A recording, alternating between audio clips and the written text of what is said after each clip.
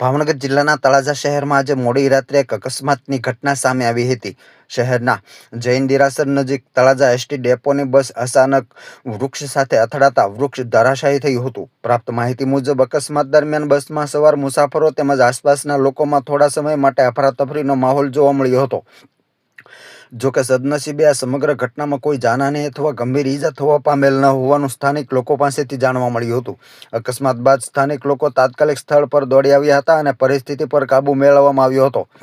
ઘટનાની જાણ થતાં સંબંધિત તંત્ર પણ સ્થળ પર પહોંચ્યું હતું અને આગળની કાર્યવાહી હાથ ધરવામાં આવી હતી.